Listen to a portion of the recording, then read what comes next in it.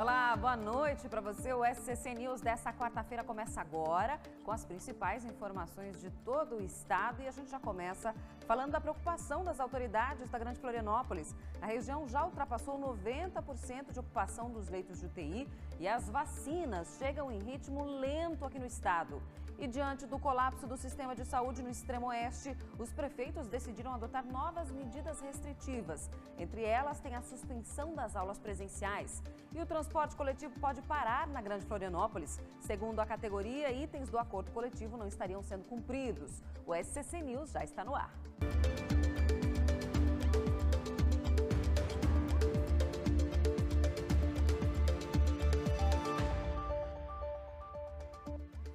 Bem-vindo com a gente aqui no SCC News. A gente vai começar falando do combate e da vacinação contra o coronavírus. Em Florianópolis, as doses da vacina estão praticamente no fim. E a cidade vai ter que ampliar o número de leitos de UTI. Dá uma olhada na reportagem. Situação de alerta para as regiões da Grande Florianópolis e meio oeste catarinense, onde a ocupação dos leitos de UTI Covid ultrapassa os 90%. Em Chapecó, o governo montou um comitê de crise para dar conta da situação. Já na capital, que atende boa parte da demanda da região da Grande Florianópolis, a prefeitura está contratando leitos na rede privada para garantir o atendimento. Para cada 100 pessoas que se contaminam, nós que de 10 a 12% precisam de ir para o hospital e que 3% vão precisar de UTI. Então, se eu tenho um número crescente de pessoas contaminadas, e eu consigo saber isso, eu passo a ter uma perspectiva ao final de 10, 12 dias, quantos leitos de UTI eu vou precisar. Quem é responsável por essa parte de leitos é o governo do estado. O governo do estado é cuidar da complexidade, mas isso não exime os municípios de participarem nesse esforço conjunto, porque as pessoas moram nos municípios. Com a piora nos números de contaminados, a vacinação está sendo reforçada no estado inteiro. Em Florianópolis, mais de 90% das vacinas recebidas já foram aplicadas, seguindo o Plano Nacional de Vacinação. Agora, o município aguarda pela chegada de mais doses. Nós estamos com 4 centros de vacinação preparados para começarem a atuar, cada um com capacidade de vacinação de 400 pessoas por dia.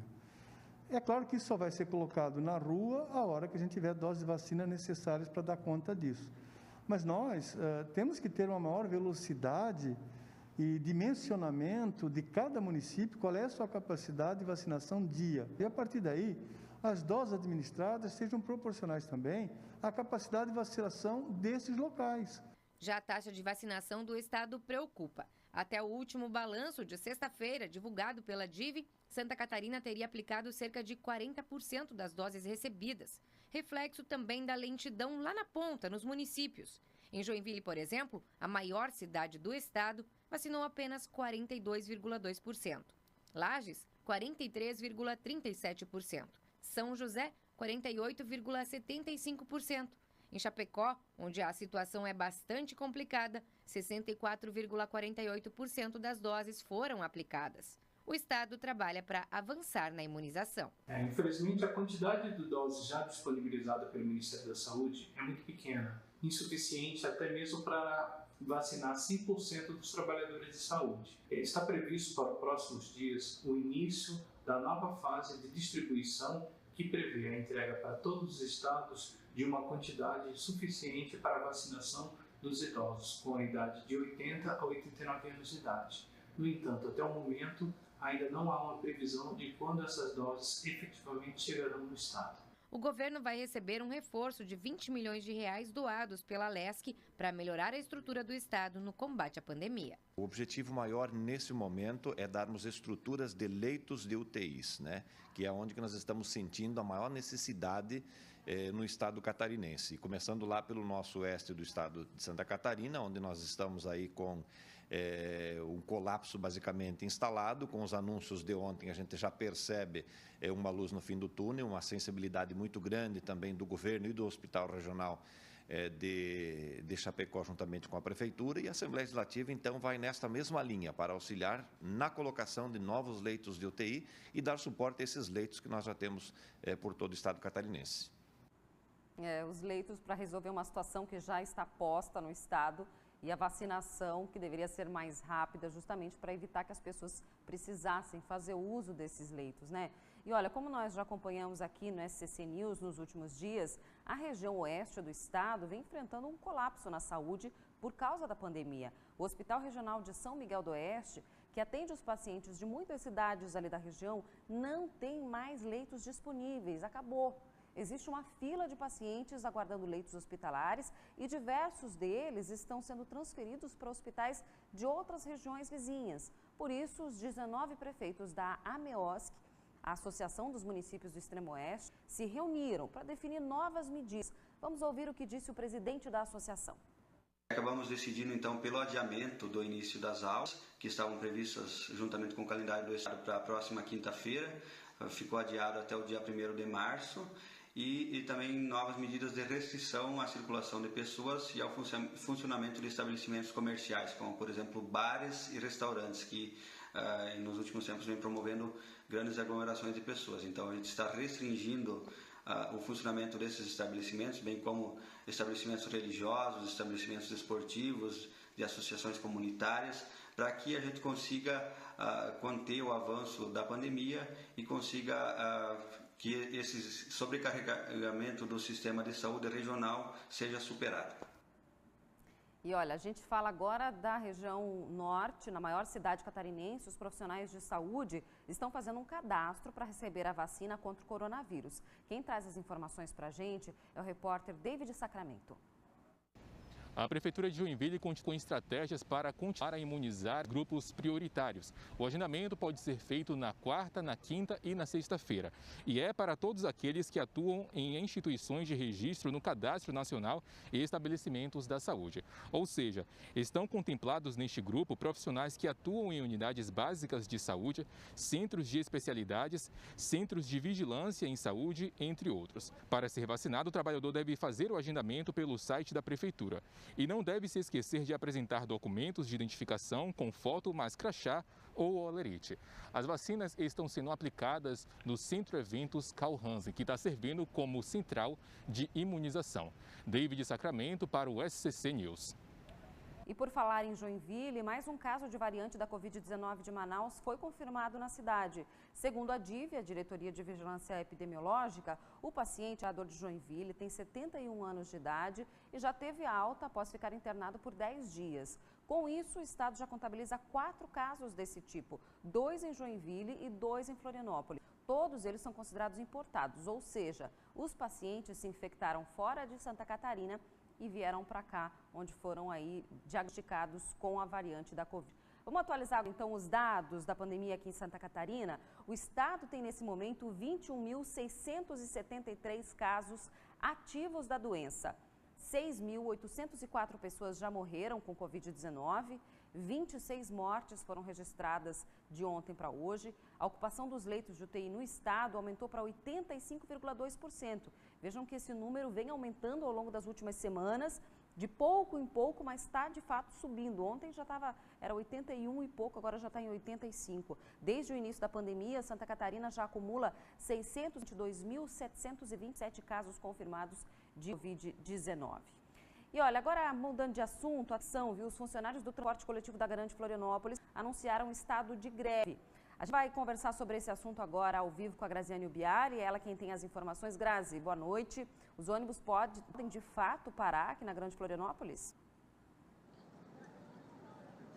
Boa noite para você, Bruna. Boa noite a todos que nos acompanham. Não, como você disse, por enquanto é apenas estado de greve. O que isso significa? Significa que não há previsão aí para paralisação do transporte público, pelo menos por enquanto. Mas na próxima semana, dia 24 de fevereiro, haverá então uma nova assembleia, quando eles podem decidir ou não por esta greve.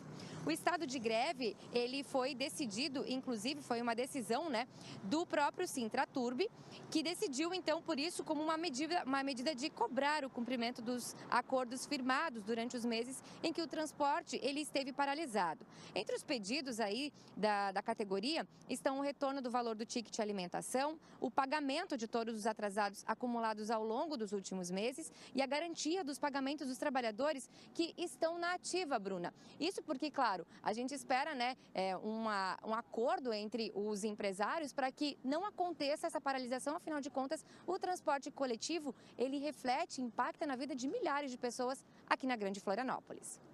O Grazi, aproveitando que você está falando de greve, os professores que poderiam paralisar as atividades a partir de amanhã da rede estadual tomaram uma nova decisão. Conta pra gente, é isso? Exatamente, Bruna. Eles decidiram, então, por não paralisar as atividades e essa decisão foi tomada em uma assembleia da categoria.